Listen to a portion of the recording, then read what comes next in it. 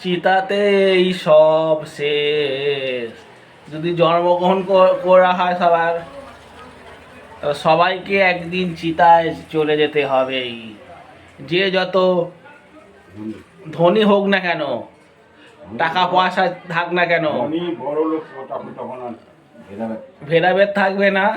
তখন সবাইকেই পৃথিবী ছেড়ে চলে যেতে হবে।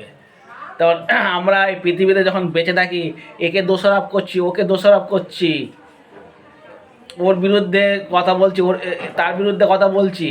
এই সব না করে আমাদের সবাইকে মিলেমিশে থাকার দরকার, তবেই পৃথিবীটা সুন্দর হয়ে উঠবে। Hello friends, welcome to my channel Napoleon Bengali ব্লগে আপনাদের সুস্বাগতম। এই ইন্ট্রোটা আগে দিয়ে দিলাম। একটা যদি ক্ষুদ্র প্রাণীও জন্মগ্রহণ করে, তাকেও একদিন চিতায় যেতেই হবে। তাই আমাদের সবাইকে ভালোভাবে চলা উচিত। আমার নিজের আত্মীয় স্বজন যতই খারাপ হোক না কেন, তাদের আমরা সবসময় ভালো চাইবো, তবে আখির নিজের ভালো হবে। আমরা কি করি? আত্মীয়দের দোষ দিই, নিজের দোষটা আমরা দেখি না। সেটা বন্ধুরা করলে চলবে না। দোষ সবারই থাকে। আমাদের সবাইকে চাইতে হবে যে আপনার যদি শত্রুও থাকে, শত্রুরও আপনার ভালো চাইতে হবে, দেখবেন নিজেরও আপনার ভালো হবে। এইটা তো অনেকে বোঝে না। না, আমি কি সত্যি কি মিথ্যা বলছি সেটা আপনি অবশ্যই জানেন, আপনারাও সেটা জানেন। বিশেষ করে ধনীরা আছে, গরিবদের মানুষ মনে করে না। তারা গরিবদের পায়ের তলায় পিষে মারতে চায়। আরে টাকা আছে তার কাছে, টাকা কি সঙ্গে করে সে নিয়ে যাবে ধনী? যখন মরার সঙ্গে সঙ্গে তার শেষ হয়ে যাবে, সঙ্গে কোনো কিছু নিয়ে যেতে পারবে না। এই যে মানুষের যে পরনের যে বস্ত্রটা থাকবে, সে বস্ত্রটাকেও কেড়ে নেবে। মানে উলঙ্গ এসছে, উলঙ্গ আমাদের চলে যেতে হবে। এটাই পৃথিবীতে বাস্তব। তাই এটা তো আমরা কেউ বুঝি না। সবার সাথে ঝগড়া, মারামারি, হানাহানি করতেই থাকি। জেনে শুনেও আমরা নিজের পায়ে নিজেই কুড়ুল মারি। এখন কিছু কিছু মানুষ আছে, টাকাকেই ভগবান মনে করেন। এখন ভগবানকে ডাকে না, নিজের মধ্যে অহংকার প্রচুর রাখে। তারা ঠাকুরকে কোনো নমস্কার করে না, এবং বাড়িতে ধূপও দেখায় না। তারা মানুষ না, তারা হচ্ছে অমানুষ। কিন্তু আমাদের মধ্যবিত্ত পরিবারের মানুষ অনেক ভালো, গরিবরা অনেক ভালো। গরিবরা অল্পতে সন্তুষ্ট থাকে, আর যারা ধনী বা বড়লোক আছে, তাদের কাছে ধনসম্পদ তো থাকে, কিন্তু আরও চাই চাই চাই চাই চাই করেই থাকে। আর কি করে গরিবদের থেকে ঠকিয়ে নিজে ধনসম্পত্তি বাড়াবে, তার দিকে সচেষ্ট হয়। কারো যদি কারখানা, ধনী লোকের যদি কারখানা থাকে, কম পয়সা মজুরি দিয়ে খাটায়, তাকে ন্যায্য টাকা পর্যন্ত দেয় না। এটা আপনারা লক্ষ্য করে দেখবেন। আমি ঠিক বলছি কি ভুল বলছি? আর সবাইকে একদিন চিতায় শুতে হবেই, যে যত মহান ব্যক্তি হোক না কেন। তাই জন্য সবাইকে আমাদের ভালো কাজ করে যেতেই হবে। এবং অনেকে যারা আছে সোশ্যালমূলক কাজ করে, তারা কিন্তু নিজেদের কথা না ভেবে গরিব দুঃখীদের কথা অনেক ভাবে। এরকম সোশ্যাল মিডিয়াতে আপনারা সেটা দেখতে পারবেন। যেমন আপনার তরুণ আছে, কিশোর ভান্ডার তরুণ, অতীন্দ্র চক্রবর্তী বলে একজন আছে।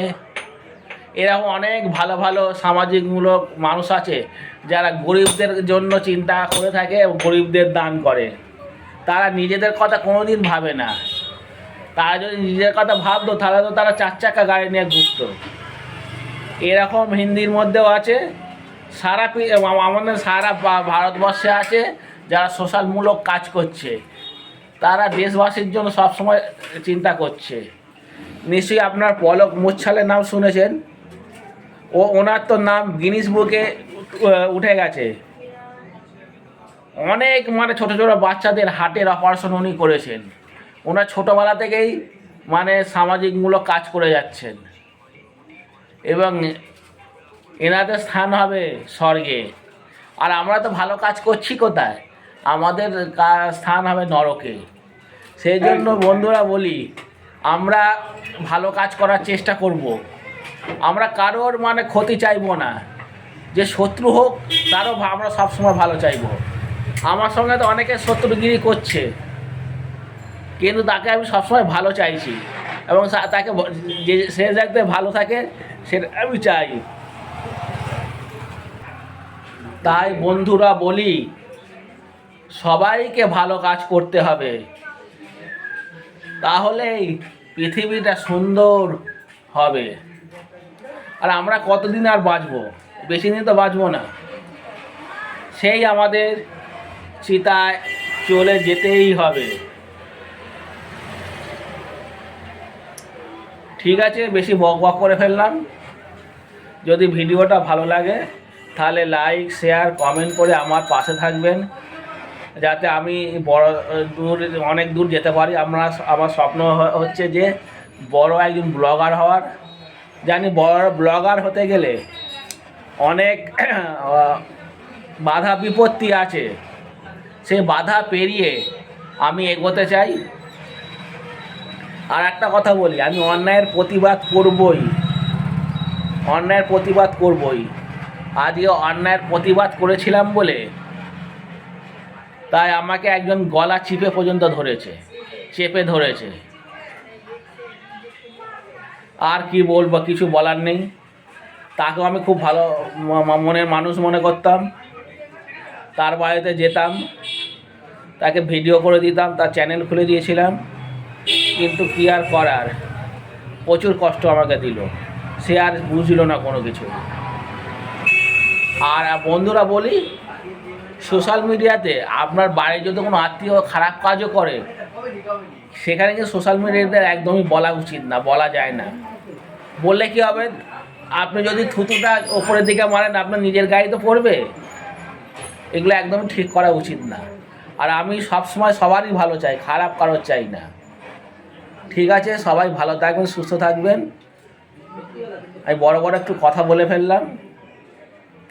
আর সবাইকে সুবুদ্ধি দিক আমাদের নৈহাটির বড় মাকে কাছে পুজো দিতে যান, তাহলে আপনার সব মনস্কামনা পূর্ণ হয়ে যাবে, আপনার দুঃখ থাকবে না। ঠিক আছে, এখানেই শেষ করছি। অন্য আবার নতুন ব্লগ নিয়ে আমি নেপোলিয়ান, আমি আপনাদের সাথে ফের হাজির হব। ততখানি আমি এই সোনার দোকান থেকে, এখান থেকে ভিডিওটা যে করেছিলাম এখানেই শেষ করলাম। এই যে আমার দীপকদা, খুব ভালো দাদা। আপনারা যদি ইছাপুর বা শ্যামনগরের পাশাপাশি থাকেন, এই দীপকদার দোকানে চলে আসবেন। ওই যে দীপকদা কাজ করছে, এনার দোকানে হচ্ছে পচাখাল। ঠিক আছে, টাটা, গুড বাই।